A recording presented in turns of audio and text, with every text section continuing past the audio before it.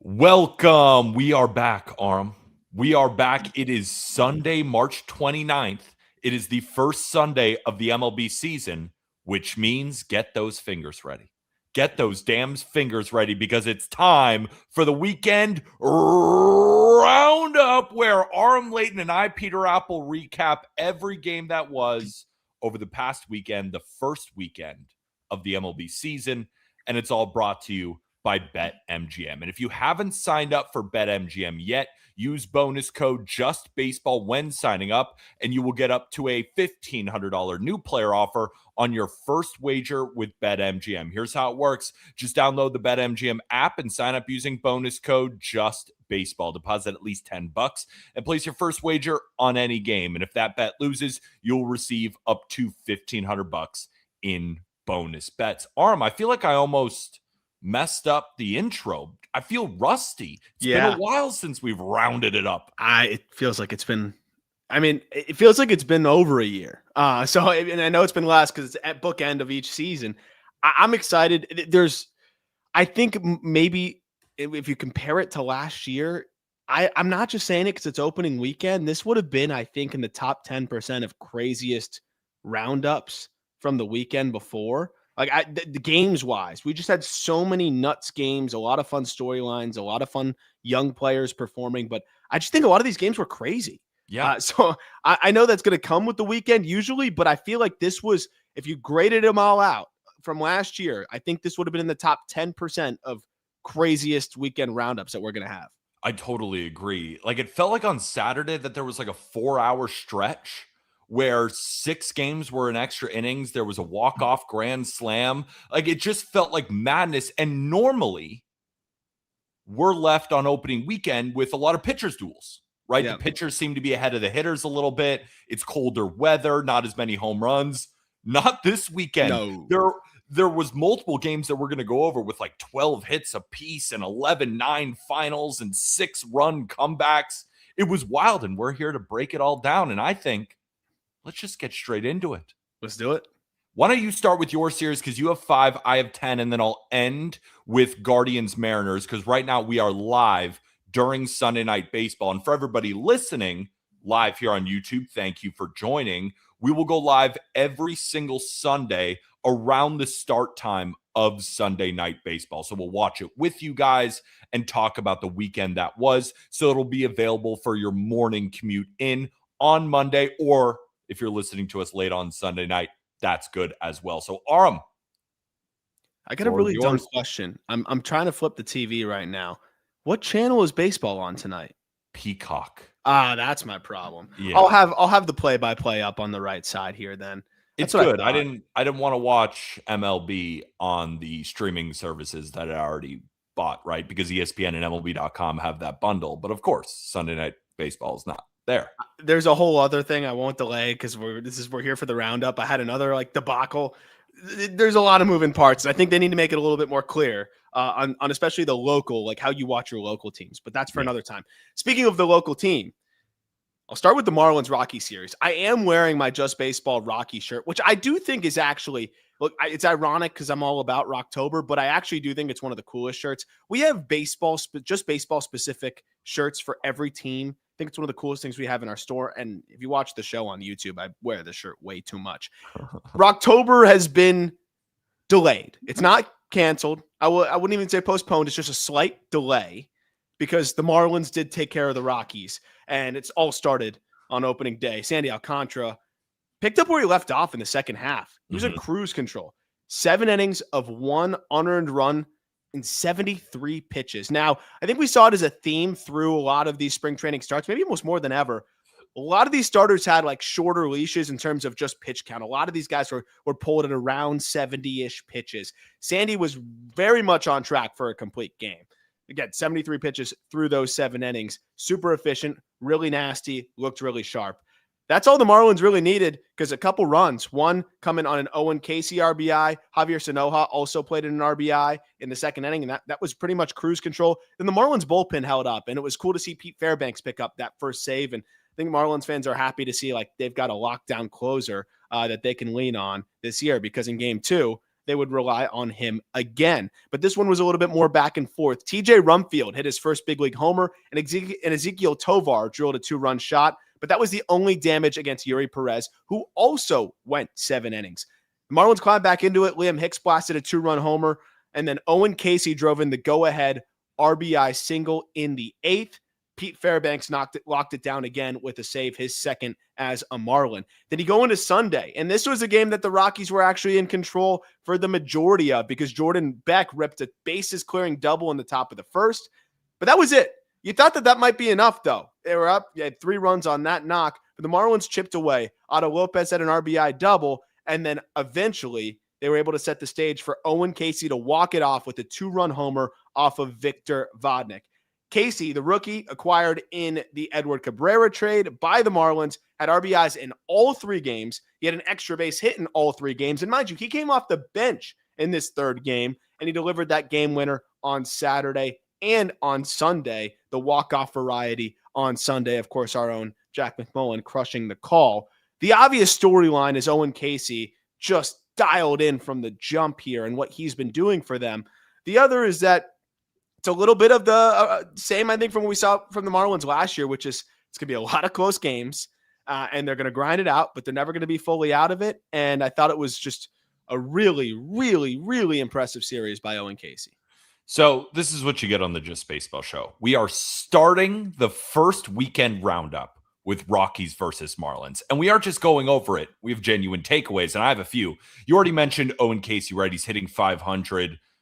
Quality of contact out the door. I mean, he's just been crushing baseballs. But I really want to focus on Sandy, and I want to focus on Yuri as well, because I'm thinking after watching those 2 games, I'm thinking to myself, I mean, if Sandy is Sandy, and Peter Bendick said, I think it was in a pregame presser, of how he expects Sandy to be Sandy again. And with Yuri's stuff, I'm thinking, all right, we did the top 10 tandems, duos at the top of a rotation. Sandy and Yuri could be near, not quite the top, but certainly in that discussion for top 10. 100%. I think that, and I think that's part of the reason why the Marlins were okay moving to Cabrera, moving to Weathers. I think they expect Sandy to continue where he was at last year in the second half, and then Yuri, further removed from that TJ, building on the good year he had last year, to take another step forward as well. You know, in game 3, Max Meyer was okay. But again, Max Meyer is kind of a guy that they're going to give runway out of the gate here, but they've got Braxton Garrett in AAA building up still. They've got some other guys. I know, of course, Robbie Snelling and others that they're excited to get up there as well. They want to see what they got with Jansen Junk after a great year last year, but they're not really, hanging on to every single pitch with him. And then they think they found something with Chris Paddock. We'll see. They're not going to say they didn't find something with Chris Paddock, but they seem to be really pushing the idea that they've got something unlocked in that arsenal. We'll find out, for the next series against the White Sox. And if there is a silver lining for the Rockies, they at least got 3 pretty good pitching performances from their starters. I mean, Kyle Freeland was solid. Michael Lorenzen, Jose Quintana, Michael Lorenzen and Jose Quintana, new Rockies.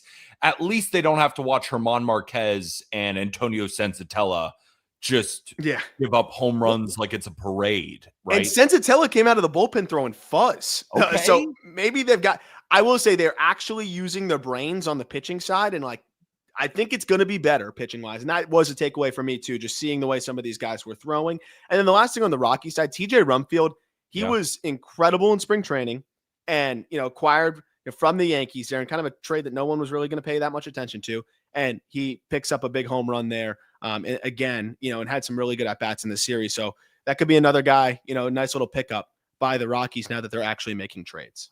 But as a Rockies over 52.5 better, we got 159 games left to get to 53 wins. I still think it's in there, right? Yeah, I think it's in there. We didn't need any of these wins. I would have liked to get that win over the Marlins on Sunday, but that Owen Casey home run was so sick. And the call from Jack was so electric that I was thinking to myself, let the Marlins have this one. What a start. First 3-0 start since 2009. Which is probably my favorite Marlins team I consciously remember for an entire season. It's the 2009 Marlins. Could we get a new favorite Marlins team?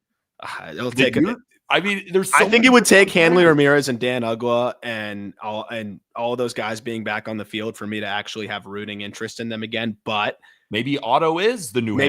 I'm thinking about a 12-year-old me now that maybe gravitates toward this team, and that would be great. But yeah, it was fun. The last thing I'll mention is the Rockies could have won that game.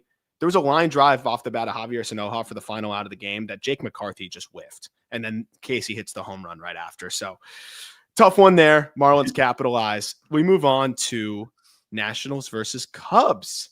And this is a bottom-dwelling perceived team that actually does get off to a little bit of a better start. And it starts on Thursday. It was all Nationals. The Nationals plated 6 in the top of the 4th inning against Matt Boyd and Ben Brown. Joey Wiemer, Brady House, and Jacob Young all homered. Neither Boyd or Cade Cavalli made it through the 4th inning.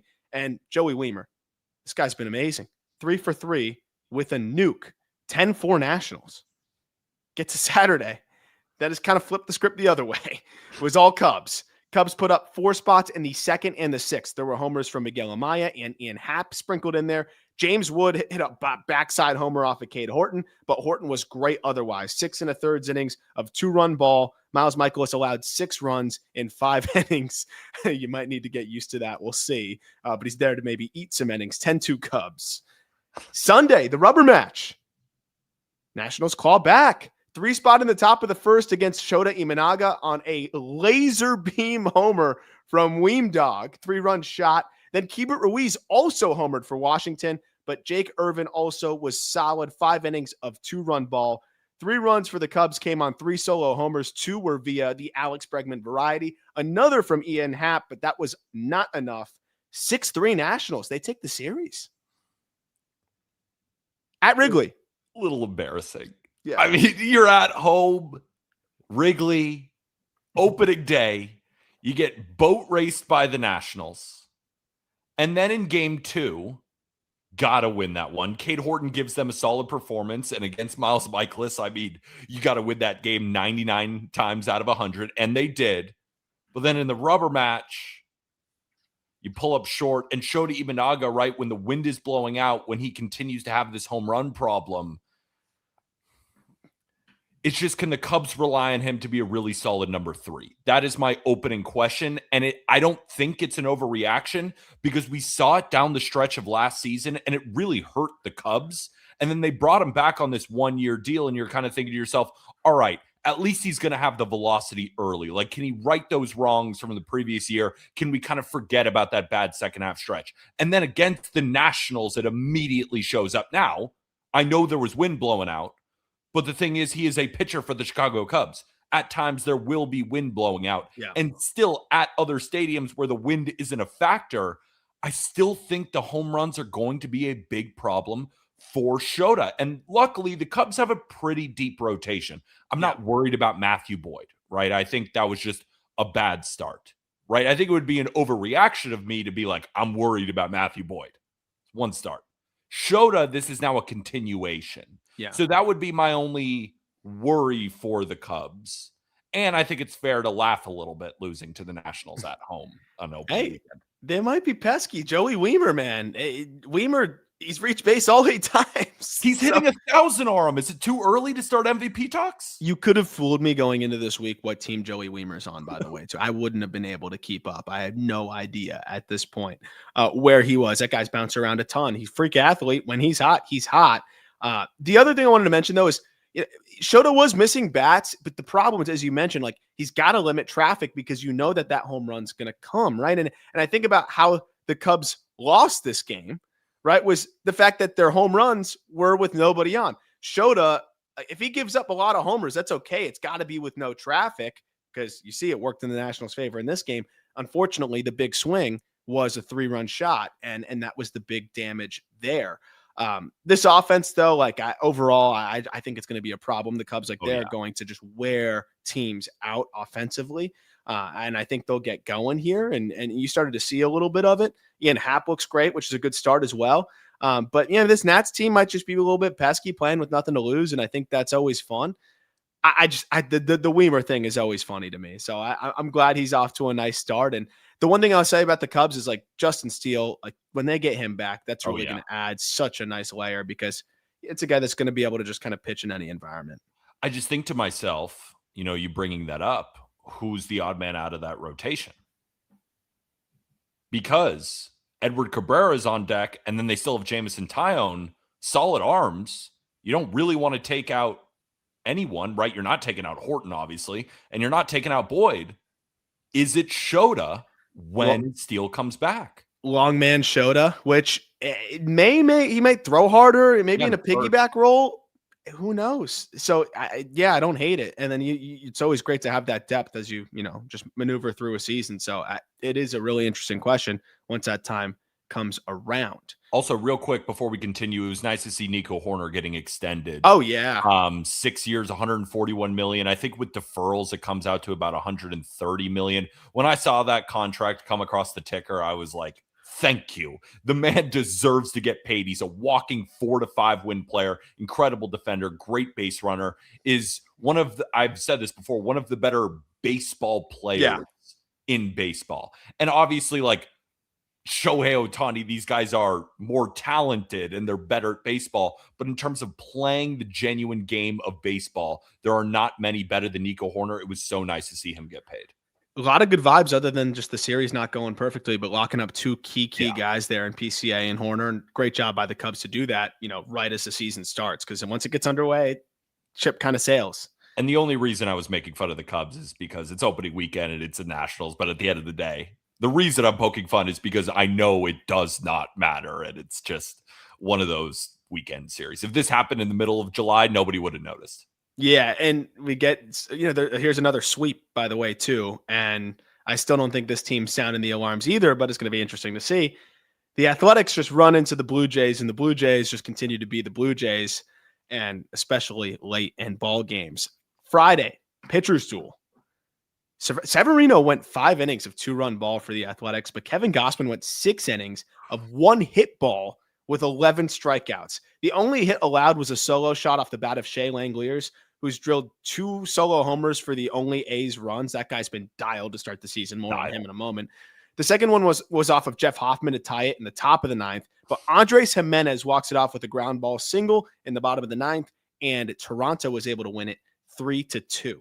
Another close one, but a little bit more high scoring here on Saturday. Langeliers hit another home run, and it was a grand slam in the 7th off of Brendan Little, but Alejandro Kirk tied it up at 6-6 in the bottom of the 9th with a solo shot, and Ernie Clement walked it off with a single in the bottom of the 11th.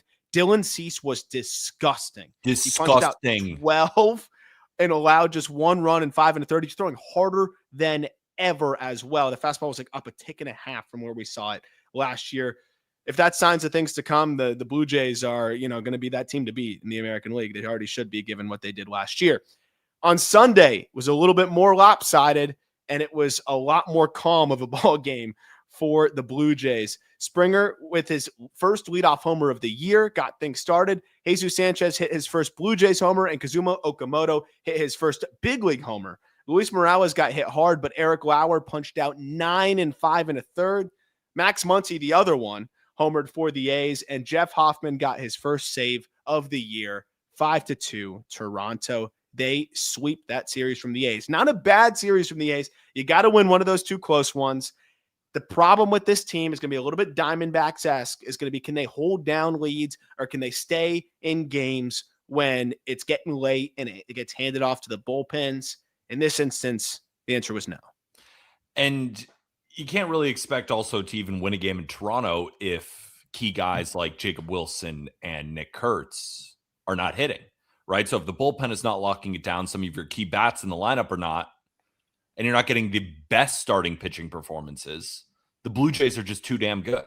I mean, I ranked them number 4 in my power rankings going into this season, and they showed why, right? And we talked about Yuri and Sandy as, one of the best tandems at the top of a rotation. Gausman, we get it. Like, he's been good for so long, and when he's sitting 95 with that fastball and he's getting ahead with it, and he's forcing hitters to guess splitter or fastball, you're always guessing wrong. I mean, as a Yankee fan, I've seen it plenty of times in my own division. I know the Red Sox have seen it plenty of times. Plenty of teams in the AL East. If Gausman has that heater and he's locating the splitter, it doesn't really matter what lineup is there. And then you get to Cease. Dear God, 5 1/3, 3 hits, 1 earned, 12 punchies. But the line doesn't even do it justice. No. This guy struck out 7 in a row. He was sitting 99 miles an hour. Yeah, I mean this was straight up fuel. And it's some of the worst swings I've ever seen. Yep. Like cumulatively from some really good hitters, like contact guys like Jacob Wilson, a 170 WRC plus guy like Nick Kurtz, an extremely established player like Brent Rooker. They all looked baffled. Yeah.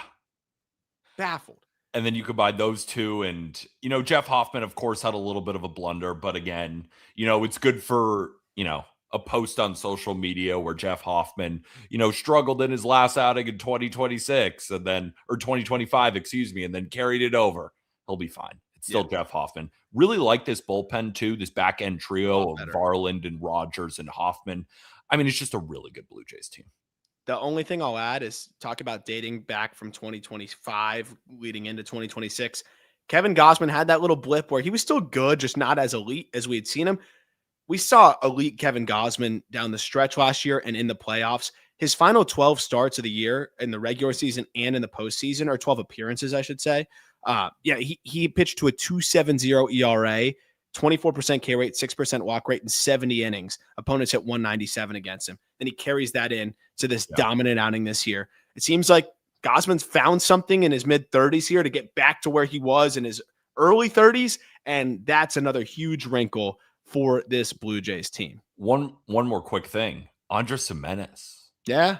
Going into Sunday, he was leading baseball at hits. I know it was only a few games, but it had a walk-off hit, had like 6 over the weekend. Shout out Andres Gimenez, Arm's favorite player. You agree that was a good contract?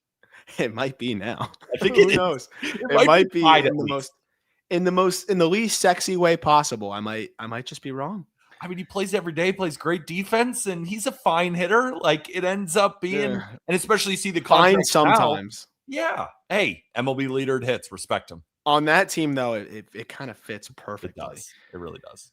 Red Sox Reds was a fun series as well. Thursday was just a battle of frontline stuff. But Garrett Crochet went 6 scoreless with 8 Ks. Andrew Abbott, maybe I shouldn't say frontline stuff, but frontline execution, frontline numbers. Abbott gave 6 scoreless of his own. Can we also say, like, I watched every inning of that game. I mean, the man is the king of getting that big double play when there's multiple runners on. It's amazing. I mean, he is just a wizard with runners on base. And you could say, well, he's getting lucky. Is he just getting lucky forever? 3 years now. It's 3 years. He's just good at this. He's just, it just, some guys have it. He has it. So I should say ace stuff and then ace like escapism. But that was the amazing part. 6 scoreless from both ends. Then Rafaela opened up the scoring with an RBI single in the 7th. On a 3-2 pitch with 2 outs in the 9th, Roman Anthony got rung up, but he challenged it and it overturned the call to draw a walk. Trevor Story and Jarren Duran followed with an RBI hits to give them a cushion in the top of the 9th, and that was all they needed. 3-0 Boston on Thursday. No game Friday. You go to Saturday, and this was a tighter ball game. Homers from Trevor Story, Sal Stewart, and Ellie De La Cruz in the early goings of the ball game got scoring going on both ends. Sonny Gray and Brady Singer looked okay. Wilyer Abreu came up with another huge homer in 2026, this time in the MLB regular season, and he tied the game at 5 in the top of the 9th when he took Emilio Pagan deep. But Dane Myers, a new face in Cincinnati, ripped a walk-off single to left to finish the job for the Reds. Matt McClain, carrying the momentum from spring training, was 3 for 4 with 2 walks, reaching base 5 times, and Cincinnati wins 6-5 in 11 innings. You go to Sunday, another tight ball game. It was 2 swings from WBC champs that were all of the run production. Wilyer Abreu with a 2-run shot in the 4th, and then Gino Suarez, his first homer, and since he was a 3-run shot off of Greg Weissert in the 6th, which gave them all the offense they needed. Rhett Lauder went 5 innings of 2-run ball. Connolly Early went 5 1/3 of 1-run ball. I would have liked to see him finish the inning. Ultimately, Weissert comes in. That's where the big swing comes. But again, it's early in the season. We're not going to see guys out there, battling and pushing that pitch count to 100 pitches. But that 3-run shot for Suarez made it 3-2 Cincinnati as a final there. It was a really cool series. And I mean, opening weekend in Cincinnati is always special. We always talk about that. But a fun matchup with the Red Sox and the Reds. Connolly Early, we weren't sure if he was going to get a rotation spot. He ends up getting it. I don't know what they're going to do long term, how it's going to fit with the 6 starters on the roster right now. But I think Early's proving that he should absolutely be on that roster. Then a healthy Rhett Lauder has been really fun to watch as well. I have a lot of random little takeaways. The biggest for me, though, being on the heels of the conversation you and I had about Rookie of the Year stuff, Sal Stewart, brother. He's hitting 700. Can I give you a way too early take? And I hope that this kind of lends you into what you were about to say. Way too early hot take. Sal Stewart is the best hitter on the Reds this season. Because, obviously, Elly De La Cruz is on the team. And he might not put up the WAR that an Elly would, right? With Elly's ability to steal a bunch of bases, play good defense at shortstop. But in terms of a WRC plus, is it crazy to say that Sal Stewart will be the best hitter on the Reds this year? No, that was kind of my case too on the Rookie of the Year thing. So you put him in that ballpark where he's a guy that hits the ball hard and is elevating it more in that ballpark with good, plate discipline. And now, at least he's got Gino behind him.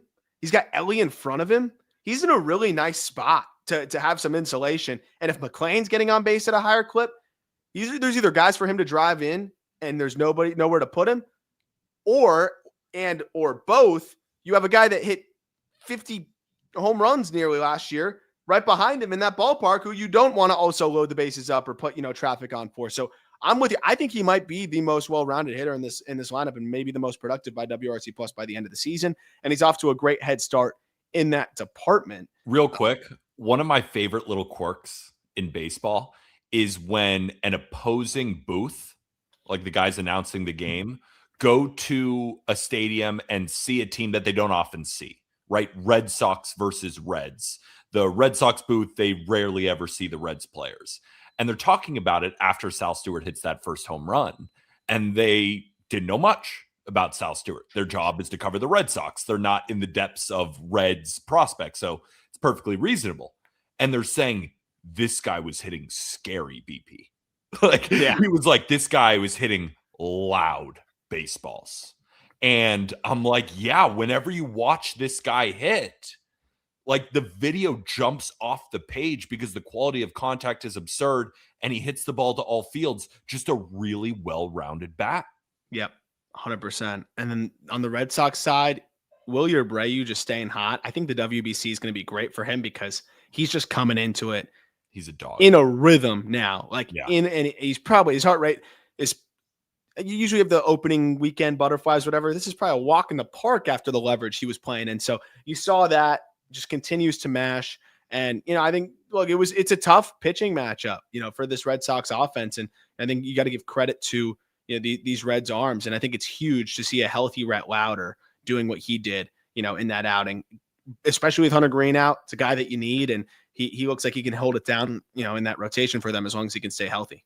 A lot of swings and misses for Rhett Lauder. 14 swings and misses against the Red Sox. Really impressive first start for him. We'll move on to Pirates Mets. Thursday, the opening day, it was a lot of offense. And this was a game that actually had me screaming at my TV for the first time, and I don't even know how long. Brandon Lau belted a homer in the top of the first, his first hit as a Pirate. But Oneil Cruz ran into some trouble in the bottom of the first inning and played a large part in the reason why Paul Skenes didn't make it out of the first inning and allowing 5 runs to come across for New York. He missed a fly ball semi over his head that was very trackable, and then he just totally missed a weak fly ball that he was camped under right in front of him. We even had Joel Embiid commenting on Twitter saying, get ready to learn DH. Unfortunately, Joel, the Pirates clogged that DH spot, so there is nowhere for Oneil Cruz to hide.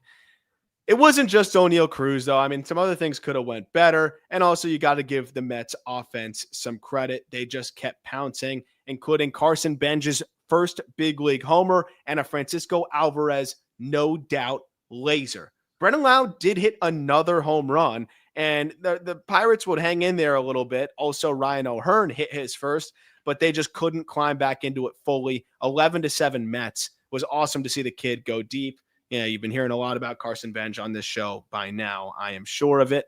And you could see how excited he was for that first career home run. On Saturday, We had another game that was a little bit closer here, went into extra innings. This was a game that went into the extra scoreless as well. David Peterson fired 5 1/3 shutout. Mitch Keller went 6 scoreless. Nick Gonzalez and Luis Torrens traded RBI singles in the 10th. And after Brian Reynolds singled in a run in the top of the 11th, Luis Robert Jr. drilled a walk-off 3-run homer to left center off of Hunter Barco to call game 4-2 Mets. What a moment. I'm sure we'll talk a little bit more about that on the other side of this final recap here. On Sunday, the Pirates are able to salvage the series in another extra inning matchup. Brandon Lau homered again the third time this weekend off Nolan McLean this time around in the third, but McLean was really good otherwise. Went 5 innings of 2-run ball with 8 Ks. O'Hearn and Henry Davis plated runs in the top of the 10th with RBI singles.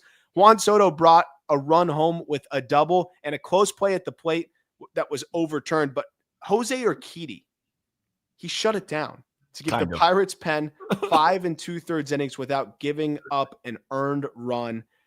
The play was amazing. Great relay. Oneil Cruz could throw in. They cut down Lindor at home.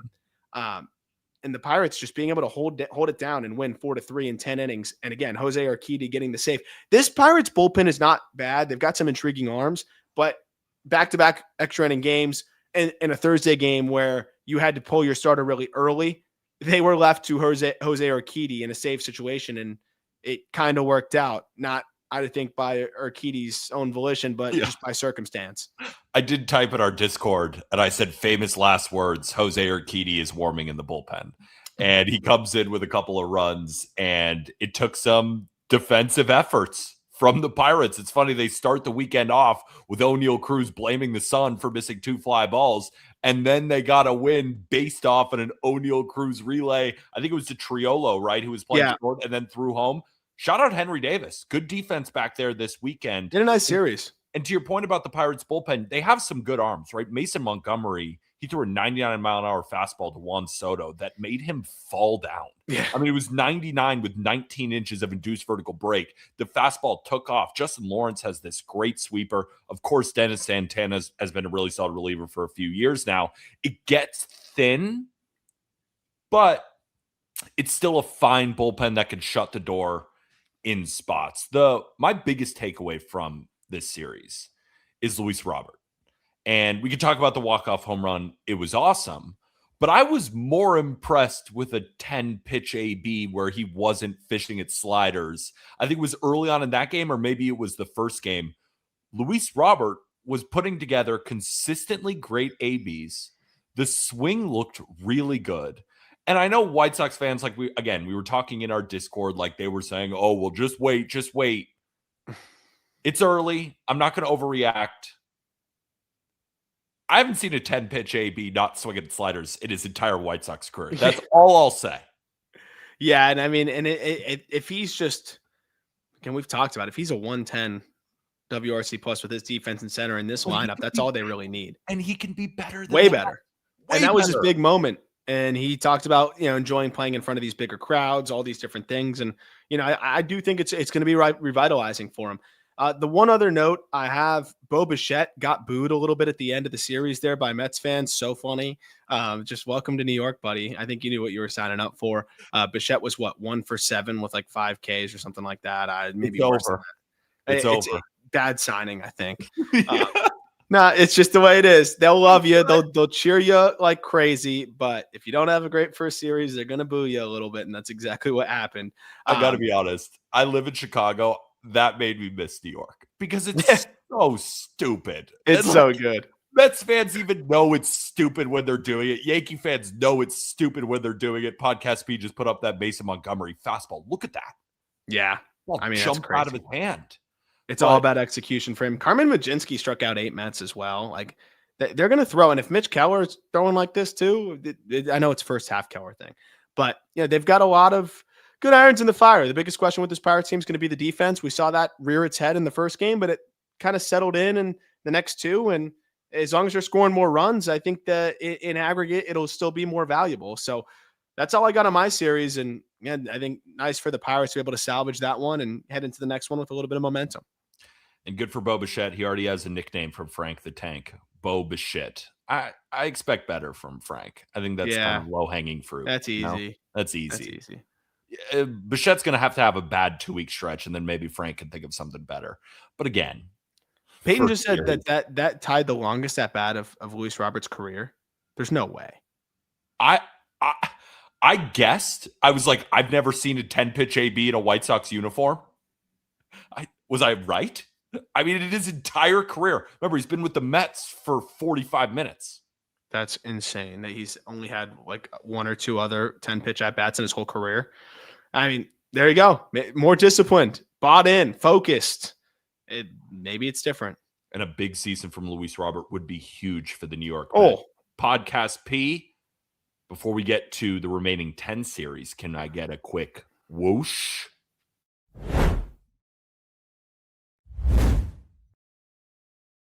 Time to talk Yankees sweep. Game 1, Yankees versus Giants. First game on Netflix. And it was funny that the Giants posted in kind of an opening day graphic for Robbie Ray the next day. Basically saying that game on Netflix with Bert Kreischer just didn't even. Got to flush it. And it didn't feel like it counted for the Giants. It was all Yankees on both sides of the ball. Stanton and Wells had 2 hits each, and McMahon and Grisham both had 2 RBIs. Max Fried said in the postgame presser that he didn't have his best stuff. Looked pretty good to me. Through 6 1/3, only allowing 2 hits and striking out 4.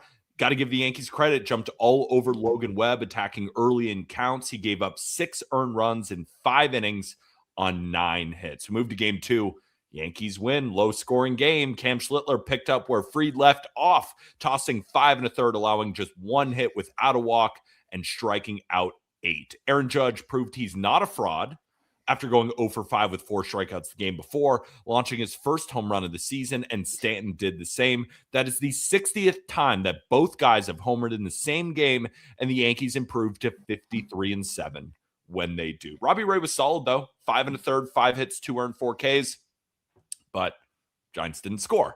Game 3, Giants finally scored once. Yankees win 3-1. The problem was they were already down 2-0 as Ben Rice roped a 2-run double to start the scoring, but Matt Chapman singled home the Giants' first run of the season, but then Aaron Judge homered, his second of the year, and that was that. Will Warren was solid for the Yankees, tossing 4 1/3, 1-run ball, as was Malley. He was okay, did the same, except he allowed, 2 runs here. And I think it would be easy to pound on my chest and be really, really excited for the Yankees, but they've started 3-0 the past 3 seasons. They're normally very, very good in the front half of the season, and then they go on a lull in the middle. So this is great. Giants, I think, are a fine team. Like, a lot of people are trying to discredit the Yankees sweep, saying that the Giants are the Rockies. Like, come on. Giants are a good team. That was an impressive performance, notably by the Yankees pitching. And I want to focus on Cam Schlittler first because I was excited to see him this season, but I didn't want to get my hopes up, Arm, because it's like a guy that kind of vaults to the top of the Yankees pitching prospect list very quickly, then bursts onto the scene throwing 100 miles an hour. You almost feel like you're playing with like a free roll right at a casino, like you got a free wager or something. And you're like, oh, maybe this will work, right? He looks good in spring training, but you don't want to get too high. And then he does that, where it's 3 different variations of a fastball throwing 100 miles an hour. Doesn't even need to go to his breaking ball. And a really impressive AB. 2-1 count to Rafael Devers. There's not many better fastball hitters than Rafael Devers, who was, right? This was his second time facing Cam Schlittler already. So he had seen the heater. What does Schlittler do? Middle fastball at 99. Middle up fastball at 99, blows him right past him. And I got up and I was like, Cam Schlittler, come on. That fired me up over the weekend. I seen Judge hit 2 home runs, but Cam Schlittler is my MVP of the weekend. I mean, how dominant that was. And talking about not being stretched out, I mean, he's another guy that could have probably won another 3 innings and maybe by the midseason. It was 68 pitches, 49 strikes, struck out 8, right? Like, he didn't walk anybody. If he was allowed to go 85, 90 pitches, he might have punched out 12. So it was really impressive. And I don't think that's an indictment. If you just watch the outing, I think it's more, again, credit to Schlittler than an indictment on the Giants offense. Look, I think the Giants offense is starting slow. Fair. Like, I think that's obvious. But I also think that this Yankee staff is Yeah. absolutely disgusting because it's not just the starters. They hand it off to these relievers, man. And the deadline acquisitions and the additions that the Yankees made to the bullpen at the second half of last year, they spill over into this year, right? Doval strikes out the side, in that Schwittler start. Bednar's continue to be really solid. This is a very, very good bullpen as well. If you're like struggling a little bit offensively, it feels like you got to kind of breathe a little bit harder for oxygen, the Yankees could just cut you off. And I think that's just what happened. I think this was a team that was a little bit slow out of the gate, and you just ran into a buzzsaw of a pitching staff in an environment that they're pitching with confidence in, because the ballpark's always going to play to the pitcher's favor. And they just went right at these hitters. I'm not too worried about the Giants long term. They scattered a lot of hits. They just were not great with runners in scoring position. And I think the Giants will get going in another series. It's just not the series you want if you're not feeling great offensively already to face this Yankees rotation right now. Two small things. Camilo Doval was throwing 99-mile-an-hour turbo sinkers. Yeah, it's just...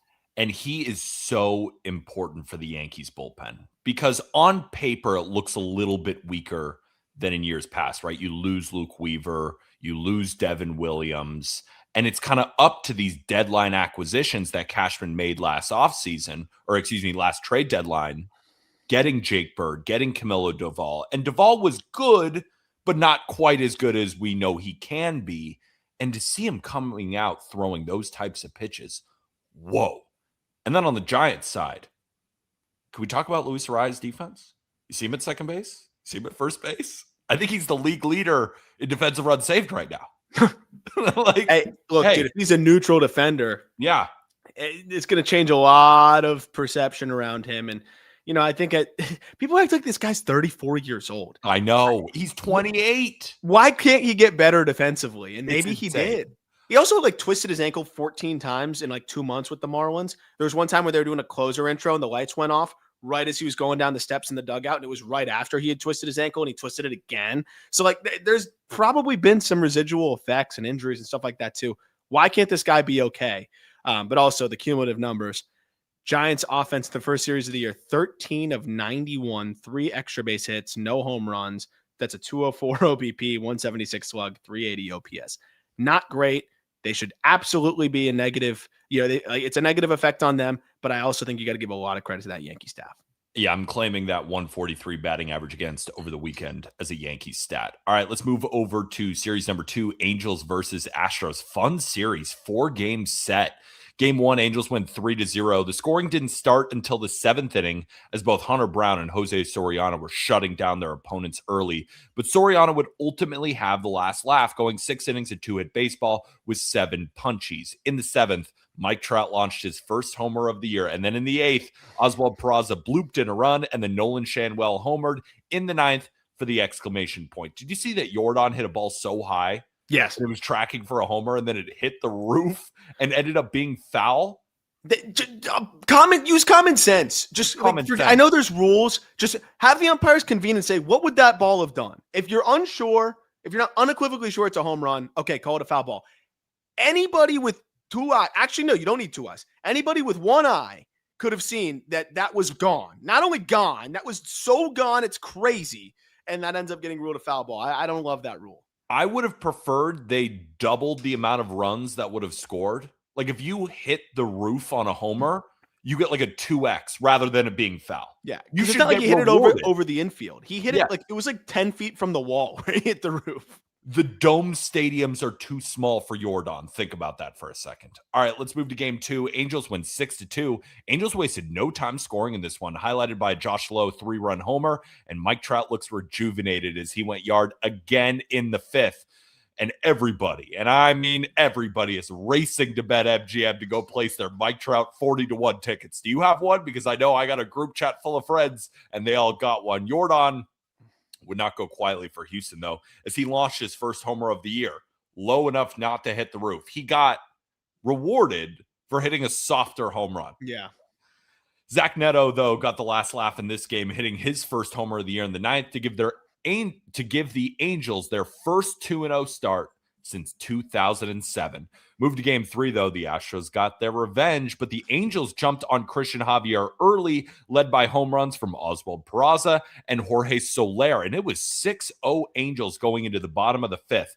Astros threatened in the bottom half, though, pushing across 3 runs on RBI hits from Isaac Paredes and Carlos Correa. And then the floodgates just opened in the 6th. Started on a wild pitch. Then Correa ripped a 2-run single. Christian Walker brought home another.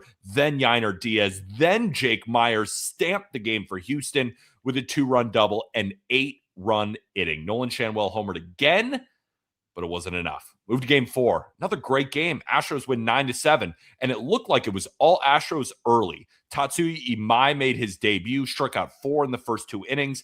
Astros held a 4-0 lead on RBI hits from Vasquez, Jordan, and Paredes, who actually just reached on an error.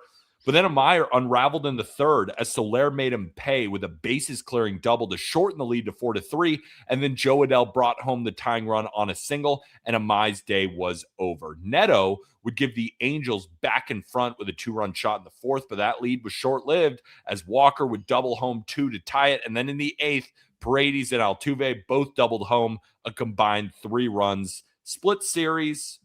Good stuff from the Angels. Good stuff on both sides. Ultimately, where do you want to start? It's just fun. I think it was fun ball. I think these are 2 teams that are going to be solid this year. I mean, I don't know. We'll see. I think some things need to go right for both these teams to reach their ceilings. But I think for the Astros overall offensively, you got to come away pretty encouraged. Joey Loperfido had a really good series, especially right out of the gate, was kind of the catalyst of their offense, and just continues to put together good at-bats, and they're kind of moving them all over the outfield there. If you have Joey, because we talked about that's the big question, right? What is that outfield going to look like? Cam Smith and Joey Loperfido need to perform. Loperfido looked really, really good in this series. I think that's got to be extremely exciting there. And then a healthy Jordan, just the way that changes, just the way that you view this lineup is huge. I mean, the obvious Mike Trout takeaway that this guy, look, please join our Discord so that I can eventually, maybe we make enough money to where I can buy myself a red light therapy thing. Because maybe this will make me actually like my body feel better. My body hurts too. And if Mike Trout can get right with this red light therapy, I might need to try it. It's crazy. It's crazy how good he looks out there, the way he's stealing bags, the way he's covering ground and center, on top of the way he's swinging the bat. And talk about Jordan and some of these other guys changing the perspective for the Astros. If they have 70% of Mike Trout, of prime Mike Trout, available for 140 games this year in Anaheim, Los Angeles, changes everything for this team. Now, I still think they need a lot of other things to go right, but this team can hang around the wild card if they have something like that going for them. I mean, if Jorge Soler is making diving plays, anything is possible. But no, I'm really glad that you mentioned with Trout that the defense looked good, that he was stealing bases, because it's one thing for Mike Trout to hit some homers. Even when he's not healthy, he's still hitting his homers. But that swing looked good, and he's running hard. And he even said in a lot of his post-game presser thoughts, like he's feeling like himself. And I think all baseball fans of all 30 teams, smile ear to ear when they hear that Mike Trout is looking good. One other thing on the Angels real quick. Jose Soriano is a dog. Guy's nasty. I mean, he's got a dirty sinker. The only thing holding him back a little bit is command, right? In that start, 6 innings, 2 hits, 4 walks, 7 punchies, but he's so hard to square up. And even when you do, most of that contact is on the ground. He posted one of the highest ground ball rates in all of baseball last season. To come out the gates hot like that against this Astros offense, I was really, really impressed. On the Astros side, so I faded the hell out of the Astros. We know this. I took their under 86.5 wins. I took them to miss the playoffs. Just looking at the opening series, I think I was right about one thing, and I think I was wrong about the other. We'll see how they all end up. Obviously, it's only opening weekend. I underrated this offense. They're real good, especially if Christian Walker is hitting like that. Yeah, that's the big one, too. A couple of big hits, because those guys at the bottom of the lineup, like the Astros need them. Correa hitting like he did. Paredes is great, too. Altuve had a couple. Pena, Jordan, like, this is a better lineup, or at least they showed it early on, than maybe I thought going into the season. The pitching side, though, I think I was pretty spot on about the rotation thus far. Remember, we only have 3 games to react to, right? I was worried about Javier. I was worried about Mike Burrows. I was worried about Tatsuya Imai. I thought Imai might be the second best of all of them, but just in general, behind Hunter Brown, there's not a lot to grab onto, and all 3 of those guys did struggle in this series. Yeah, I mean Brown's their guy, right? He's gonna pitch well, I think, every fifth day, and then yeah, you need Burrows to make that leap that you expect when you went out to acquire him. Because I think it's understandable that Tetsuya I think by the end of the year we're going to look back and say he had a pretty decent season. But there's clearly going to be some growing pains as he gets used to throwing with the big league ball, as he battles the command variants that may come with that. You saw flashes of the elite stuff from Amai, but you also saw struggles to execute. And I think that's going to be the big question there. It's just like he's got everything he needs. He's got the fastball that's going to get whiffs more than I think people gave it credit for. He's got variations of the split that are disgusting. That wrong way slider, he's also found an ability to maneuver to where he can manipulate it glove side, and it also goes that wrong way arm side. And you look at how righties performed against it in NPB. Righties were worse against that slider than lefties, and that spilled over into spring training. He's got all the goods. It's just going to be on execution, and he's a huge X factor for that staff. We will see. Let's move over to Tigers versus Padres. Game 1, Tigers win 8-2. They jumped all over Pivetta early, highlighted by a Kevin McGonigle 2-run double. His first hit as a big leaguer on the first pitch he saw. And they just kept piling on, highlighted by 2 RBI hits from Dylan Dingler, including a 2-run home run. But the Padres would try to fight late, led by a Ramon Laureano home run, but it wasn't enough. But in this game, give San Diego some slack. Skubal was on the bump and tossed a casual 6-inning shutout. Game 2, well, he did give up 1 run, but it wasn't earned. Game 2, Tigers win 5-2. Michael King and Framber Valdez were dueling early, but Miguel Andujar broke the scoring with an RBI single for San Diego, but then Spencer Torkelson tied it up with an RBI single of his own. Now, Ramon Laureano stayed hot, doubling home the lead run in the 6th, and when the Padres bullpen comes in up 2-1, I know it's only a 1-run lead, but you expect that game to be over. Not this time. Riley Green sneaked one to short to bring home the tying run. Then McGonigle drove home 2 on a single. Then Dylan Dingler did the same. And all of a sudden, it was 5-2 Tigers, and that was that. Game 3, very simple. Randy Vasquez, take a bow. 6 innings of 2-hit ball with 8 strikeouts, and he had all the run support that he needed in the 3rd as Tatis would drive home the game's first run and then stole second, forcing the error out of Gleyber Torres to bring home the 2nd run. There was a run late. Padres win 3-0. Ultimately, Tigers win the series. Should we skip past Kevin McGonigle? I feel like nothing really big happened with him, right? Yeah, just I think one of the best debuts we've seen in a very, very long time, right? And then he got a little bit of a dose of reality in the final game. Welcome to the big leagues. But 4 knocks in the first game, man, a pair of doubles, and one of the doubles could have been gone in a few different ballparks. Just a laser beam down the line. He's just a walking quality at bat. We talked about that. I've pounded the table just saying, like, this is a guy that will make the team better from day one. I don't think it ever should have really been much of a conversation as to whether he'd make the team or not. And as Podcast P mentioned on his X account, which is BSBL with Peyton, Kevin McGonigle is the first player to have at least 4 hits and 2 extra base hits in an MLB debut on opening day. That's some pretty good company there. The other thing is that I tried to tell people that this is a better athlete than you think. Better athlete than you think. Here's the sprint speeds from his debut. 29 feet per second on the first double, 28.3 on the second double, and 30.2 feet per second on a 5th inning single. That's elite speed. It's elite speed. I think on average he's going to grade out as above average. Adrenaline obviously playing a part there. We're talking about people that said, oh, this guy can't play shortstop. Oh, this guy's not going to be even very good at third. It's all, it's all about the bat. This is an athlete and an elite bat. This is a very special player. We saw it, and I think everyone's already privy to that already. He adds a dynamic, even with some rookie year turbulence that may come, a dynamic to this Tigers lineup that they really needed, and I think that's going to help them over the course of the season. To put that 30.2 feet per second into context, Trey Turner led baseball last year at 30.3, followed closely by Victor Scott, Bobby Wood Jr., Byron Buxton at 30.2. Kevin McGonigle, 30.2. So, like, if Kevin McGonigle's best, like, spurts are what those guys are doing a little bit more frequently, like, he's plenty athletic, right? Like, he's in a really good spot there. Another one, how about Cole Keith? How about Cole Keith having a great weekend, hitting 444 in the last game? I know the Tigers didn't put up any runs, but I think he can hit, man. I think he provided their only hits. Yeah. He had 2 of the 3 hits, including a double. I thought he put together a great weekend. Like, they need a couple of these guys to step up to be true contenders, right? They'll still be a good team, kind of like they were last year. But if they want to take that next step, guys like Colt Keith have to be that guy. And again, a guy that's always hit. So it's like just kind of hit some bumps in the road last year. We'll see what he can be. The one other big takeaway I have is Randy Vasquez there's a lot of buzz about Vasquez, even when I was out in Arizona and on the backfields, people were talking about it. You're just hearing like Vasquez looks different this year. Vasquez looks different this year.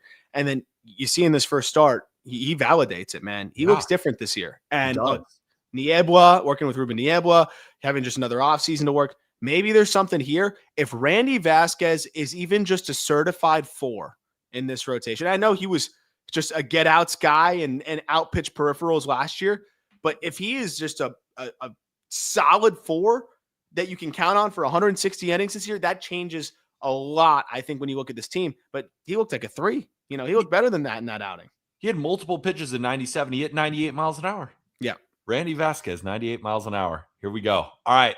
Now on to Dbacks versus Dodgers. You ready to talk Dbacks bullpen? Game 1, Dodgers win 8-2. Geraldo Perdomo homered in the 4th to give Arizona a 2-0 lead. But from there, it was all Dodgers. Pages and Will Smith homered. Mookie, Tucker, and Will Smith again had RBI hits. Just got ugly quick. And Yamamoto does Yamamoto things. 6 innings, 2 runs, 6 strikeouts. Move to game 2. Dodgers win 5-4. Dbacks had another lead in this one, highlighted by a Ketel Marte home run. But from there, well, you know the rest. Alex Freeland. And it's funny. Again, I have that group chat full of Dodger fans, and I texted. I was like, Alex Freeland can also be good. This is too much. This is too much. Top 100 prospect of just baseball. Everyone else dropped him off the list. This guy can play. Yeah, absolutely can play. And so can Mookie, who also homered. And then all of a sudden, it was 4-2. Now, Alec Thomas did tie the game back up with the 2-run double. But then Kyle Tucker came up in the 8th with a runner on, and he does what Kyle Tucker does, driving the ball to right to bring in Freeland, which ended up being the eventual winning run. Game 3, Dodgers win 3-2. Eduardo Rodriguez continued his dominance over the greatest lineups ever. Went through Team USA, then went through the 2026 all-healthy Dodgers, tossing 5 innings of shutout baseball with 5 strikeouts. If you combine that performance in the World Baseball Classic, where he threw 4 1/3 of 4 Ks, this one 5 innings, 5 Ks, 9 1/3, 9 Ks against Team USA and the Dodgers. Yeah. But then the D-backs bullpen happened. D-backs had a lead in every game of this series. Pavin Smith brought home the game's first run on a single, and then Corbin Carroll brought home the game's second run on a sac fly. But then Eduardo Rodriguez exited the game. And in the 6th, Freddie got the Dodgers rolling with an RBI double, and then Will Smith came up to bat with a runner on in the 8th and hit one 4-14 to center, the eventual winning run. And Glasnow was great. Tyler Glasnow, 6 innings, 4 hits, 2 earned, 6 strikeouts. Watching the Dodgers, I assume you either love them and you're a Dodgers fan, or you either hate them. I love watching them play. I mean, this lineup, Andy Pages is he's going to be a 4-5 win player hitting. Oh, yeah. Teoscar Hernandez. Like, you go through this lineup, Shohei, the greatest ever. But then Tucker got a couple of cookies because Shohei Ohtani is messing with the pitcher when he's on base, because at the end of the day, he is a 50 stolen base threat. And you might make a mistake. Kyle Tucker will not allow you to make mistakes. Yep. And then you get to Mookie. Then you get to Freddie. Then you get to Will Smith, who I think, again, is a top 25 player in baseball. And then you get to Max Muncy. And you finally feel like you're through the gauntlet. And then he just puts up a 9-pitch AB, and it's so annoying. Or he just takes you to right field for a dinger. Teoscar, well above average hitter. Andy Pages, 4-win player. This is an absurd lineup. And the reason I wanted to start with this is I know that you want to bag on the D-backs bullpen, deservedly so. It's a really tough bullpen, but this lineup, I mean, it's tough. What could you do? And then, maybe the micro Achilles heel last year was like, can they close out games? And now you just have Edwin Diaz, who's auto, just shutting that thing down, in the 9th. And Tanner Scott coming in and looking pretty good. Blake Tribe even getting out of trouble. It's something else. Will Smith with the clutch homer again there. Look, that's what they're going to do.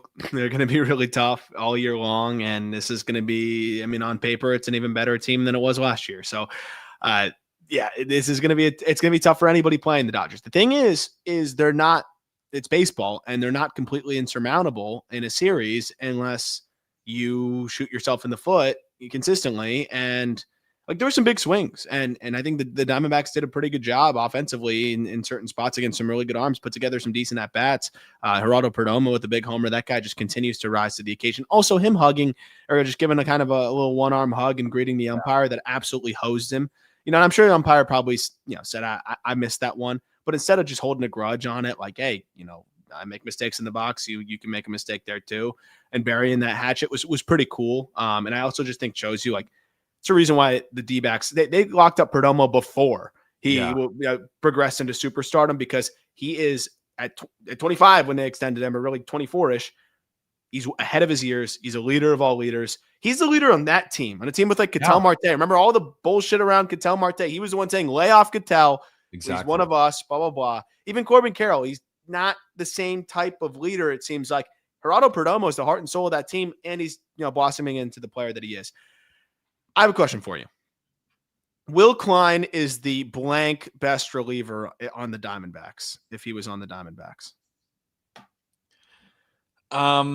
Remember, Will Klein wasn't even on the postseason roster, essentially. Ends up coming up huge in the World Series. But first of all, this is almost like a leading question, as if Will Klein is like not that good. Will Klein looked great. Like that's the thing, is like Will Klein looks legit to me. The Dodgers, bullpen arm, who I'm pretty sure they got him on waivers last year. I'm not exactly positive, but I know and of course he's developed into a good reliever. Will Klein, if you're telling me there's no AJ Puck, if you're telling me there's no Justin Martinez, I'm slotting Will Klein into the closer role on the Diamondbacks bullpen. Are you? Probably. I mean, I think Loaizaga has upside. I think Thompson and Ginkel are like solid arms. That's probably where Will Klein probably sits in, but they acquired Will Klein for Joe Jockus. Joe Hawkins, maybe. I don't know. This bullpen, I think, is going to lead the league in blown saves, and it's going to make it just agonizing, because I really enjoy the Diamondbacks. I really want to see them succeed. The Puck is going to get back at some point. You pray you get Martinez back at the very end of the year. Unlikely. I wish they could have fallen ass backwards into one or two semi-decent relievers. I think Jonathan Loaizaga might be the best reliever they got by the end of the year. Minor league free agent signing. Shout out former Yankee Jonathan Loaizaga. All right, let's go over to Rays against the Cardinals. Can I say something? Was this the best series of the weekend? This series rocked. Series rocked. Game 1, Cardinals win 9-7. What a game this was. Started off with J.J. Wetherholt hitting his first home run of the year, and then it got wild. Aranda homer to tie it in the 5th. And then the Rays tacked on 6 runs in the 6th to make it 7-1. Felt like it was over, right? 7-1 in the 6th. But then in the bottom half, Cardinals rally all the way back. And then Alec Burleson, one of the coolest home runs of the weekend. It reminded me of MLB The Show. Perfect. Squared one up, put it in the right field seats off Griffin Jax, a legit reliever, to give the Cardinals the 9-7 lead. Now, both Drew Rasmussen and Matthew Liberatore tossed 5 innings each and only allowed 1 run. We expect that from Drew Rasmussen. It's a good sign for St. Louis for Matthew Liberatore. Game 2, Cardinals win 6-5 in 10 innings, another wild one, and it got started by the hero from the night before. Alec Burleson brought home a run on a single, and then Nolan Gorman did the same, and there was no scoring until the 8th. St. Louis tacked on 2 more, but it was the Rays' turn to battle back. Simpson, Williams, Fortes all brought home runs on singles, and we're all tied up going to the 10th. Yandy Diaz would tack on 1 for Tampa, but the Cardinals have last ABs. J.J. Wetherholt brought home 2 on a single, winning the game for St. Louis. We talk about Kevin McGonigle. J.J. Wetherholt is following suit. And then game 3, Rays win 11-7. They got out to a hot start in the second, pushing 3 across, highlighted by Johnny DeLuca, 107-mile-an-hour double, which looked a lot faster when I watched it. Rays kept piling on in the 4th, led by 3 RBI doubles from Yandy Diaz, Jonathan Aranda, Cedric Mullins, and that was the end of Dustin May's day. He allowed 6 earned on 10 hits in 4 innings. Not ideal. Jordan Walker hit a 3-run homer in the 4th, keeping the Cardinals in this one. Same 3 guys who rallied in the 4th all did it again for the Rays, this time with RBI singles. Cardinals stayed in the fight with homers from Nolan Gorman and Pedro Pajes, but it wasn't quite enough. What a series. Yeah. Who do you want to start with? Do you want to start with Michael McGreevy? Yes, my king, Michael McGreevy. On Saturday, or do you want to start with JJ Wetherholt? Floor is yours. My king, Michael McGreevy. We got homies in the Discord that just celebrate McGreevy Day with me every single day. His velo was down. Doesn't matter for Michael McGreevy. Also, we talked about, all of these pitchers with their baby gloves going 70 pitches because it's their first start of the year. Not Michael McGreevy, 96 pitches, even if his velo is down. Who cares? Cam Switler only went 68 pitches. I know you're not talking about him, are you? No, I'm talking about all of them. The only man is Michael McGreevy in Major League Baseball. 6 no-hit. That guy is the throwback of throwbacks. He's basically any old head that played, or any of those 80s and 90s modern baseball hating guys that talk about baseball for whatever reason when they could go do something else. Just force them to watch Michael McGreevy and maybe it'll cheer them up a little bit. He holds runners on, he executes, he gets ground balls. I love it. Great start from him. I think he's going to have a lot of runway this year, and he's probably going to throw like 200 innings because that's what he does. But no, this was so much fun. I think both teams just kind of surprising you with the fight, and I don't think we expected either of these teams to have the offensive firepower to be able to trade like really spar the way that they did, and they sparred. And it wasn't like Junior Caminero was carrying them. Like no. We had a nice offensive series, but it was everybody. Like everybody was coming up with hits on both sides. It was a really fun series. That's all I got to say is just two teams that, look, they both might win 72 games or 80 games. I don't know. But I think these teams are going to throw haymakers all year, and they're going to be fun. And I think even if their fans are a little bit frustrated by the end result, I think they're going to enjoy watching their teams this year. That's the clear-cut takeaway, and I don't think that's an overreaction. I don't think it is either. Really impressed by Yandy Diaz, Jonathan Aranda for the Rays on the offensive side. Really unimpressed with the Rays bullpen. I mean, what are the Rays known for? Packaging together a bunch of guys that you've never heard of that you see on opening weekend and you're like, oh shit, now I got to start paying attention to him. No. And then this comes to us from our Twitter account. The last 3 5-hit games, Yandy Diaz on September 3rd, 2025. Dominic Canzone for the Mariners, September 16th, 2025. And then Yandy Diaz today. Diaz now has MLB best 9 hits to start the season. Move over Andres Gimenez.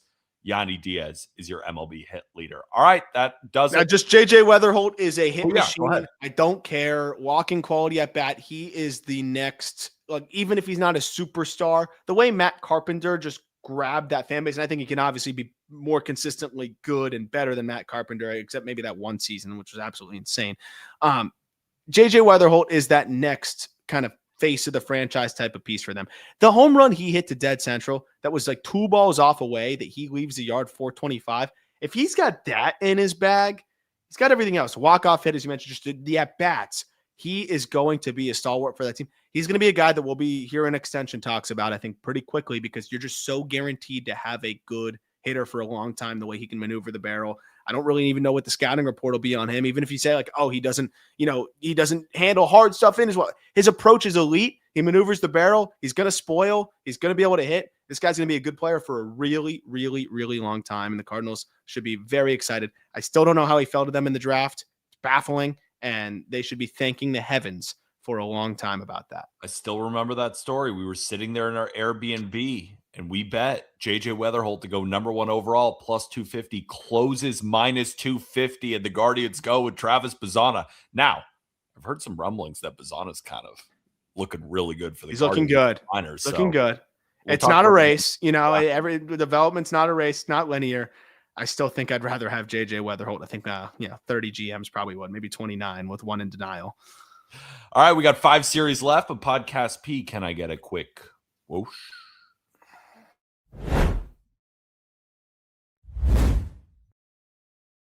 Twins versus Orioles. And I always put the Orioles, I make sure I'm watching them because we have so many great guys in our Discord that are Orioles fans, and they go crazy when they win. They go crazy when they lose. It's a really fun environment in our Discord. And it was a somewhat interesting series. I don't know the perfect way to describe it. Let me just recap it. Game 1, Orioles win 2-1. Definition of a pitcher's duel is Joe Ryan and Trevor Rogers traded shutout innings. Ryan exited with only 1 hit allowed and 7 Ks over 5 1/3. Rogers threw 7 shutout innings, though, with 5 Ks and just 3 hits. We can't forget, put up a 1.81 ERA. People are asking, is Trevor Rogers really that guy? He showed it in game 1. Cowser and Alexander put up 2 in the 7th for Baltimore, and that was all they needed as new closer Ryan Helsley came in to shut the door in the 9th. Moved to game 2. Twins win 4-1. Taj Bradley had horrible numbers going into this game against the Orioles. Didn't seem to matter. 9 strikeouts in just over 4 innings, and then the Twins bullpen just shut the door, limiting the Orioles to just 5 hits and an absurd amount of strikeouts. 16 strikeouts against the Orioles. Byron Buxton had 2 hits. Josh Bell, Clemens had an RBI. But the offense was highlighted by Royce Lewis's first home run of the season. Moved to game 3. Much better game. Last 2 games were about pitching. This one was all about offense, as both teams had 12 hits apiece.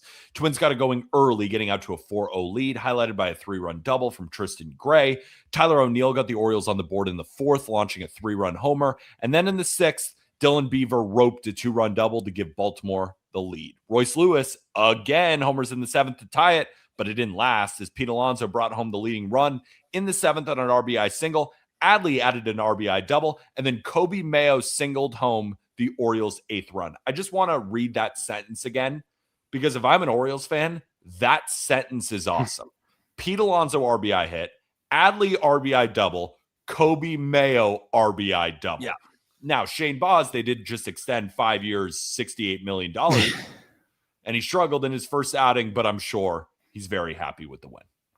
Yeah, I mean, those 3 bats is what it's all about there. Like, if those guys are performing, they're going to be in a really, really good spot. Gunner's going to get going. Not too concerned about that. My biggest thing is Taj Bradley. This is a carryover from spring training where this looked like a better Taj, and he carries that over to fastball averaging 97.5. In that, he could have been a little bit more economical, 92 pitches, 4 1/3. But when you strike out 9, and this was a daunting lineup that, as you mentioned, like historically has had success against him. Really, really impressive outing from Taj Bradley. And again, these young Twins arms, I think, are intriguing. On top of the Joe Ryan veteran headlining them, and what he did in his first outing. Look, this Twins team isn't bad. We've talked about it. The vets are going to swing it a little bit. Josh Bell mixing a good game there in the finale. Royce is healthy and swinging it. But I think Bradley's the big one for me on that side. Would just see what he did and see if he can continue that. That would be a huge, huge game changer for the Twins and maybe help justify, that trade, sending out Griffin Jacks. The other thing, Trevor Rogers starting the year like that, you couldn't ask for anything better if you're an Orioles fan, because I think you figure there's going to be some sort of regression, but to start the year like that right away and keep this thing rolling, like if Trevor Rogers is just forget a sub 2 guy. I think that's a little unrealistic, but if he's still looking like a number 2 type of starter for them through the whole year, which he looked like a number 1 last year, this team's a threat. And that's exactly what he looked like in that first outing. Bradish, not quite as much. Velo was down a little bit, but again, it's his first start back in a while. Like, I'm giving him the benefit of the doubt. Shane Baz, too. Early things happen in the season. I'm not worried about them at all. And it was really good to see Adley, right, come out of the gate hot. I think he needed that, right? He's got over an 1,100 OPS. Before we move on to the next series, Emerson Hancock is doing something. I don't want to say what it is, but if you're watching us here live on YouTube, first of all, if you're enjoying the show so far, Weekend Roundup is back. Hit us with the like. Make sure to subscribe. And you're listening on audio after the fact. Best way to support 5-star review. I'll say he has 9 Ks, 5 innings, 1 walk. Holy shit. And he's at 83 pitches, though, unfortunately. Yeah, but, you never know. I know. It's like Jacob Latz, 4 innings, no hit. Michael McGreevy, 6 innings, no hits. Like, probably won't go the whole game, but I don't think Mariners fans care about that. No. No. Here's Emerson Hancock, man. If you have him, too, this is a disgusting rotation. But it ain't time to talk about them yet. Ariel, you got anything else on the Orioles Twins before we move on? Nope. Ready for the next one. Royals Braves. Game 1. Braves win 6-0. Ozzie Albies, noted 3-hitter, hits his first homer of the year, and that was all Chris Sale needed. He was awesome. Shut down the Royals for 6 innings, only allowing 3 hits and striking out 6. But the Braves offense just kept it going. Baldwin and Michael Harris homered, and Mauricio Dubon brought home 2 on a double. Now, Cole Reagan struggled, allowing 4 runs in 4 innings with 4 walks and 5 Ks. Early season back. I'm not going to put too much stock into it. Game 2, Braves win 6-2. Michael Wacha, the most underrated pitcher in all of Major League Baseball, dominated for 6 innings, striking out 7 and allowing just 3 hits. And the Royals had the lead going into the bottom of the 9th, highlighted by a Salvador Perez homer. But then Carlos Estevez came in throwing 90 miles an hour, and it got ugly quick. Mike Yastrzemski started it up with an RBI single, and then Michael Harris did the same to tie it. And then Dominic Smith stepped up to the plate with the bases loaded and rocked a walk-off grand slam to give the Braves the win. Game 3, Royals got to salvage it, and they do. They win 4-1. Seth Lugo put the team on his back. 6 1/3, 5-hit baseball without allowing a walk or a run. Royals got their runs off of Bobby Witt Jr. and Vinny P. RBI singles, and a big fly from Carter Jensen, his first of the season. Drake Baldwin homered again in the 8th, but it was too little, too late. Good to see Michael Harris hitting. Good to see Drake Baldwin continue to hit. Good to see Sale dominate. But not that I expected that to happen. Those are just good things. One thing that I did not expect to happen, Reynaldo Lopez was throwing 89 miles an hour in his last start in spring training. They need Reynaldo Lopez right now. Yeah. And what did he do? 6 innings, 1 run. Right? It wasn't crazy stuff, but that's a great sign. Oh, yeah. Great sign for Atlanta. Yeah, just go out there, compete for them. Like that's what they need. And I think also Didier Fuentes, like I was kind of curious what the role was going to be. They use him in that piggyback, and he goes 4 innings, a 1-run ball. I love that out of him because it's going to be mostly 2-pitch heavy as he still continues to develop the third. I think it's easy to forget that Fuentes is still 20 years old. So where he doesn't have to turn lineups over like multiple times. Perfect piggyback type of situation there. Preserve the bullpen. Have a shorter leash with a Grant Holmes, things like that. Baldwin's swing was awesome. There's a lot working against the Braves this year, so it's just nice to see some of those things, shine through early. But at the same time, I'm also just the Royals are still a team I'm excited to watch. Probably not exactly the way you wanted to jump out of the gate, but I still think the way they finish it, salvage it. I still think there's a lot of fun things going on in Kansas City. One thing for fantasy managers, if you're listening, fantasy baseball players, I would go pick up Lucas Ursek. I'm just a little worried about Estevez. Yeah. He allowed 6 earned in that blown save. Velocity down 5 miles an hour from last season from TJ Stats on Twitter or X, whatever. That goes from high leverage closer to he shouldn't pitch ever. Yeah. I mean, that 5 miles an hour.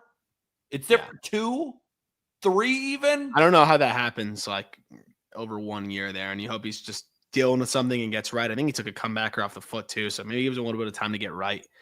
Very concerning though, because he's an important part of that bullpen potentially. Huge. All right, let's keep it moving. White Sox versus Brewers. Yikes for White Sox. Game 1, Brewers win 14-2. Chase Meidroth led the game off with a homer against Jacob Misiorowski. But from there, it was a bloodbath. Sal Frelick and Jake Bauers homered. Terang, Yelich, Ortiz all had multiple hits. Contreras drove in 3. It was a barrage of offense. And the Miz was fantastic, striking out 11 over 5 innings while only giving up 2 hits. He had 23 swings and misses through 4 innings, the most by any starter since 2023. And shout out Munetaka Murakami for his first big league home run. Game 2, Brewers win 6-1. Not a crazy blowout this time, but it kind of felt like it. Brewers took a 4-0 lead after 2 innings on multiple RBI hits from Yelich and a Garrett Mitchell RBI single. But Munetaka Murakami, he's hitting second dinger. But that was it against Chad Patrick, who went 4 1/3, only allowed 1 run. Then the Brewers bullpen does what the Brewers bullpen do. Shut the door.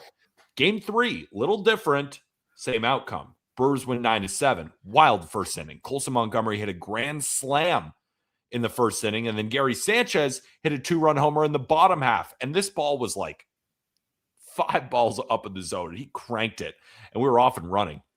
Murakami homered again in the fifth, his third in as many games, and then Colson came up big again with an RBI single. Then Everson Pereira went yard in the third for the White Sox. Rough first outing for Brandon Sproat, the new Milwaukee Brewer, the big piece in the Freddie Peralta deal. But the Brewers would not be denied. RBI single from Lockridge in the sixth to narrow the White Sox lead to 7-3, and then the eighth inning happened. Bryce Turang brought home the first run on an RBI single, and then Rengifo brought home 2 on a single, and then Yelich hit a mammoth shot. 3-run homer to give Milwaukee the lead. That's the worst pitch I think I've ever seen. I mean, that was... the pitch to Yelich, holy shit. I mean, and that bat drop, too.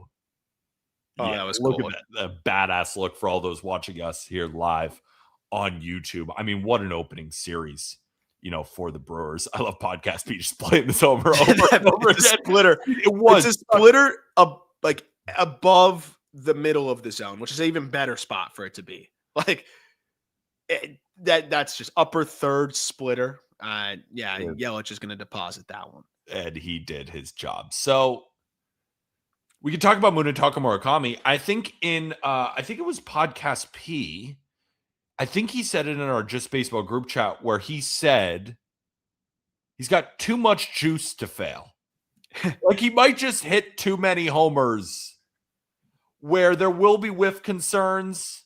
But if he's hitting 40 jacks, it's 40 jacks. Don't let me go down 80 grade power memory lane failures. There's some out there. But I do agree with the sentiment that this guy it's the too much juice that we've seen on a pretty high level stage to fail. I think there's going to be some years maybe where it even gets rough and it's just lower output. But I just think over the course of large samples, he's just good. Murakami's going to leave the yard enough. It's just what he's going to do. I do think this is the thing that's working in favor for him right now is what's the scouting report right now? I don't necessarily know. The book is probably going to start to write itself on him in a couple months, where you'll really see it. But if Murakami is hitting mistakes, this is going to be a solid rookie year if he's not missing mistakes. And right now he is not missing mistakes, right? If it is a mistake right now, he is crushing it and it's to all fields. So and I really hope he succeeds. And I think he will to a degree. It's just going to be, is it 30 home runs with a 190 batting average? Is it 40 home runs with a 210 batting average? Is it better than that? I don't know, but he's going to, if you play him enough, he's going to hit 30 home runs. And I think we're seeing why. I don't really have a Brewers takeaway because everyone was so awesome except for Brandon Sproat, but I don't want to take too much away from Brandon Sproat's first outing with the Brewers. So I'm kind of left just thinking to myself, the Brewers are God's favorite team. And Jacob Misiorowski is... Yeah, I mean... because we talked about it, right? He gets the opening day start. Misiorowski proved in the postseason that this guy is not going to let adrenaline actually derail his pitchability because he is obviously stuff over pitchability. If anything, adrenaline seems to make him a better pitcher in terms of pitchability. We saw it in the postseason where he wasn't walking guys that much. And even when he was, he was able to lock back in and dominate. And we see it in this first start here where it's one of the best Brewers, in terms of whiffs, one of the best Brewers outings we've seen. Adrenaline works in this guy's favor. And I mean, he looks the part, man. And if he's continuing to look like that, and when Quinn Priester's back, again, it's the rinse and repeat. They trade Freddie Peralta, but they still pitched the hell out of the baseball. Looks like that's what's going to be happening again. Brewers are damn good. Of course they are. Let's go to Rangers Phillies. Game one, Phillies win 5-3. Who else but Kyle Schwarber to open the scoring for Philly in game one, taking the fourth pitch he saw and parking it in left center for a homer. And Alec Boehm would give the Phillies much needed breathing room in the fifth, going the opposite way for a 3-run dinger. And that was all Christopher Sanchez needed. Spun a 6-inning shutout with 10 punchies. Rangers rallied late, highlighted by a Jake Berger home run, but it wasn't enough. Game two, wild game. Rangers win 5-4 in 10 innings. Corey Seager started it off with a solo shot in the first, and Jake Berger homered again in the third, which is huge for the Rangers offense, and it was 3-0 Rangers. Jacob Latz cruised for 4 no-hit innings after DeGrom was scratched a few hours before the game with neck tightness. Thankfully, he's okay. He's going to make a start on this road trip. But then we get to the bottom of the ninth. With 2 outs in the bottom of the ninth and runners on first and second, Adolis Garcia hits a pop-up in foul territory that Jake Burger misses. The second missed pop-up of the game. It was really windy at Citizens Bank Park, and he was having a tough time. He was just hitting homers and dropping pop-ups. Adolis, that's what he's paid to do, baby. Yes. We don't even need you to catch him. Yeah. Adolis took advantage and doubled down the line, bringing in the first run, and then Brandon Marsh tied it up with a 2-run single, and we head to extras. Wild pitch from Yohan Duran scored the first run, and then Andrew freaking McCutchen came through with an RBI knock to make it 5-3. Phillies battled again. Too little, too late, and Rangers fans took a big sigh of relief. Move to game 3. Rangers win 8-3. After a late inning scare the day before, Rangers made sure they won this one with ease. Nimmo started off with his first home run as a Ranger, a 2-run shot, and then Andrew McCutchen followed it up with his first home run as a Ranger, a 3-run shot. Higashioka brought home the 6th run against Jesus Luzardo on an RBI single, and that was more than enough for Mackenzie Gore in the Rangers bullpen. Mackenzie Gore went 5 1/3, only allowing 2 hits and 2 runs, and struck out 7. Again, Luzardo, 6 innings, 6 runs. But Gore in his debut, I thought looked really good against an offense that has hit him at times, also struck out a bunch against him at times. But if you're a Rangers fan, you get the pretty good start from Eovaldi. He made a couple of mistakes, but it's Nathan Eovaldi. You see how good Gore looks, and you're worried because DeGrom goes down, but then Jacob Latz steps in and throws a 4-inning shutout. You're realizing, Rangers, we just got to hit. We have pitching. We just got to hit. We still got Jack Leiter ready to go. Exactly. We got Jack Leiter going on Monday. This team has pitching. The bullpen, probably not going to be as good as last year, but last year they were 5th in ERA, so you expect them to get a little bit worse. Guys like Jake Burger have to step up. And if he's not catching pop-ups, he better be hitting dingers. And he did. Rangers win the series. On the road, in the bank. In the bank. I mean, I think this offense is going to be able to scrape it together. I think they can make it happen. Look, Jock Peterson doesn't deserve full run in that DH spot. And I think if you platoon it a little bit there, and just having another veteran like McCutchen who put together some good ABs as well, he could take the lefties in that platoon. And hopefully Jock just can hit righties enough to pick things up. But again, I think the floor raiser that Nimmo is, and I think Burger is just going to be better than last year. I just think that's really clear. And I think he was a little banged up, and we've seen that too. This offense should be able to hit enough. We'll see. But I think we saw that in this outing, and then we saw that this series, and I think we saw that they're going to pitch, man. And I think they're going to pitch a little bit better. Again, it wasn't Eovaldi's best, like you mentioned. And I think we'll see better Eovaldi moving forward. I think it's an encouraging series, nonetheless, from the Rangers, especially at the bank.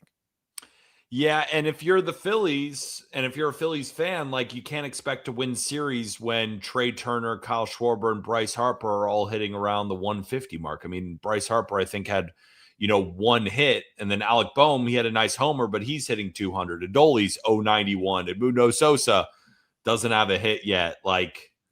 Brandon Marsh and Justin Crawford, another young guy who had a good first series with Carl Crawford there in the stands. That was awesome. But yeah, you can't expect to win a series when the first 3 guys in your lineup aren't doing anything. Yeah, and tough pitching matchups for them. Yeah. And you see how they can bounce back in another series. Yeah, basically that's kind of it. It's yep. One of those series. All right, let's move over to Guardians versus Mariners. Just another update. Mariners up 6-0 in game 4 of the series, but let's talk about the first 3.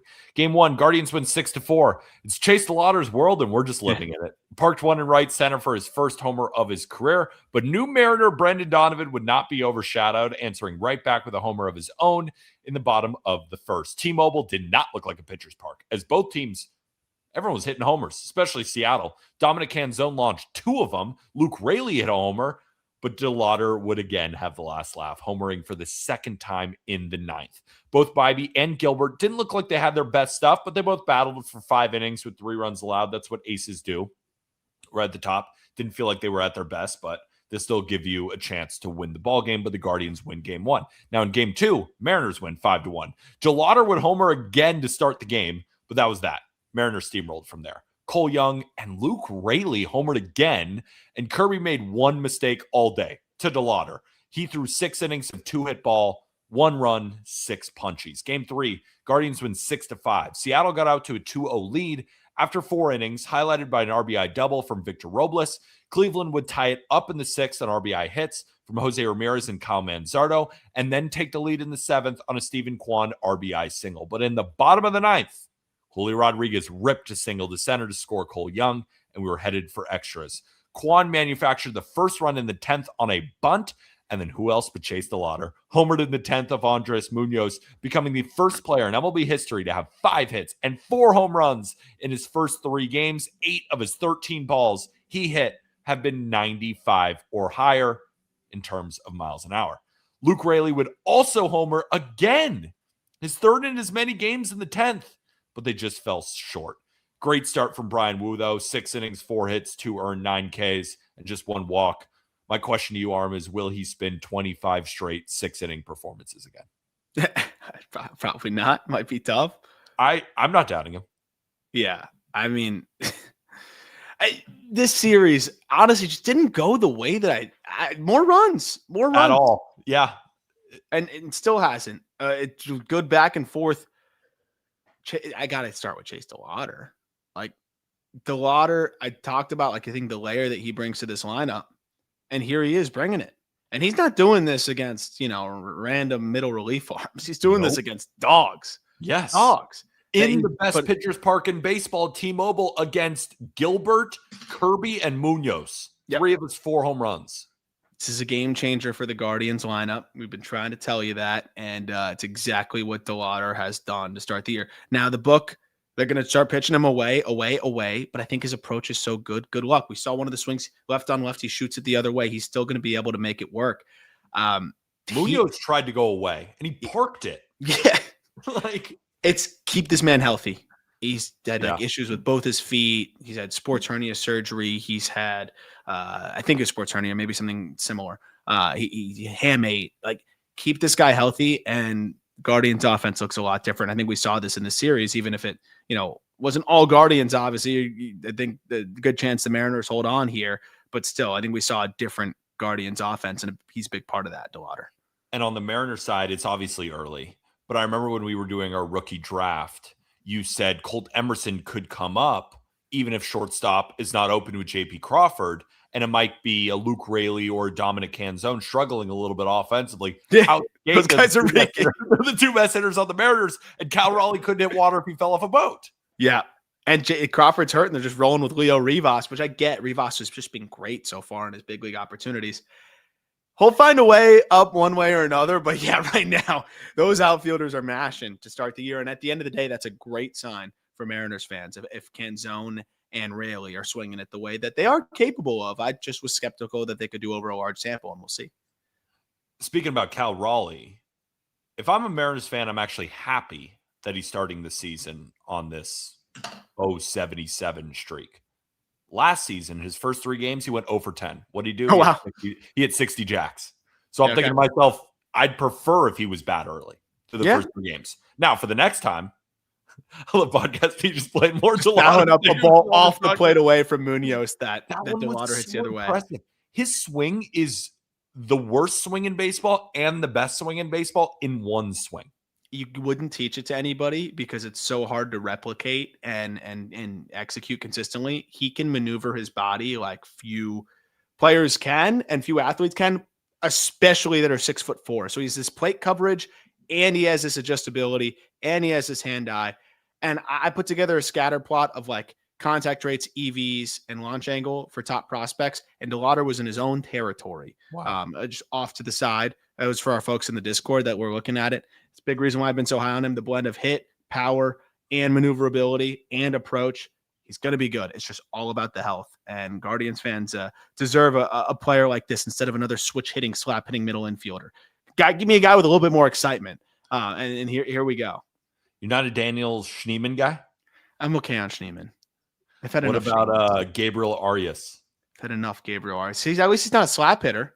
It's just high whiff. Then they'll mix in the high whiff glove first guy too that swings at everything. You get all these you either get a Walmart Tovar or some guy that at 17 years old they compared to Lindor and realized at 18 years old he was never going to be Lindor, and they still end up putting him in middle infield situations.